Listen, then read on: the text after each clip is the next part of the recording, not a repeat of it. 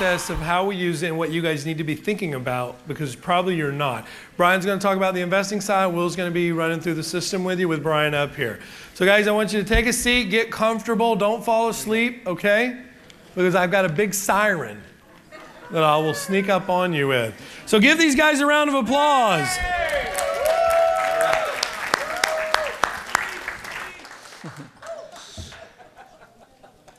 Everybody get fed? Okay, don't fall into a food coma for me. All right. So what we're going to do is we're going to dive into how this system works. The MLS Gorilla, how we designed it, how we want to teach and implement it. Most importantly, having Will up here is going to basically allow you to get a perspective from a technical side. I am a self-taught technical person, probably just like the majority of this room. So real estate is my forte, technology is not. I have trained hundreds and hundreds of people on this system. I was one of the first people to use it. I will tell you, like Dave said, real estate is easy. The implementation and the action taking is difficult. This system we've made easy to use. Like I said, I've trained hundreds of people on how to use this. Different age groups, different people's backgrounds, most importantly, different levels of technology. Will and Zach's idea was to come up with a format where it was an easy interface for each and every person to use. So essentially, you flip the switch on this thing, we want you to have everything at your fingertips. Some of the most important things that we're going to cover, obviously, number one, is we want to make sure that you are familiar with and know the inner workings of your user settings. Your user settings page is what is populated when you create your account.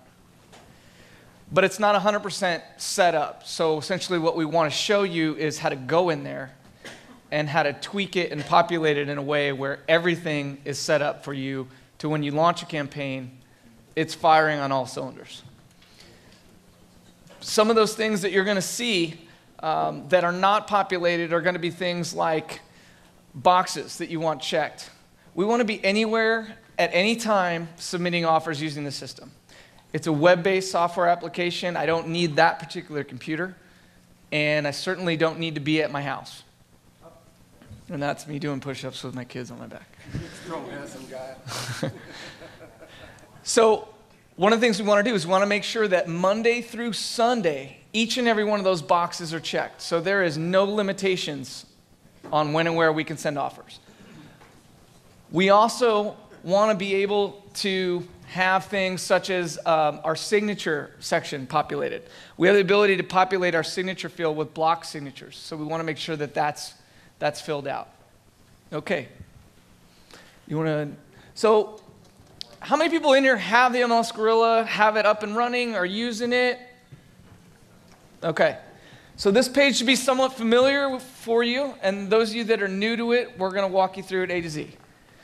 When we log into our account, this is essentially all the buttons that you're going to see.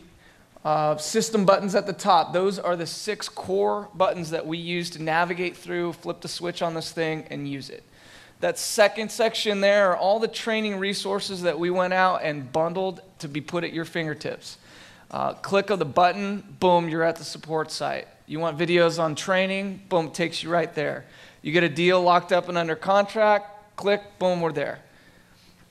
And down below are additional resources that we have available for you to utilize and implement in your business. So I'm going to just pop into the user settings because that's the first and probably the most important section that I want everybody to be familiar with. So some of the things that are going to be populated when you do already create your account are going to be things such as your name up there on the left. There's going to be no agent filled out. That is going to be up to you to specify who your buyer's agent is going to be. For those of you that don't have one, don't worry. We can still use the system without one. Okay, we can designate ourselves to be that in that field, and then we can go ahead and make an amendment to the cover letter that just discloses that we are not acting as a licensed agent in that state and that we're willing to pay that listing commission full to any listing agent that receives our offer. What we did was we also added the ability to create multiple agents. Click on that, Will, if you can. So if you're operating in multiple markets or you have multiple agents in one market, we want to make sure that every one of those agents that you're working with Is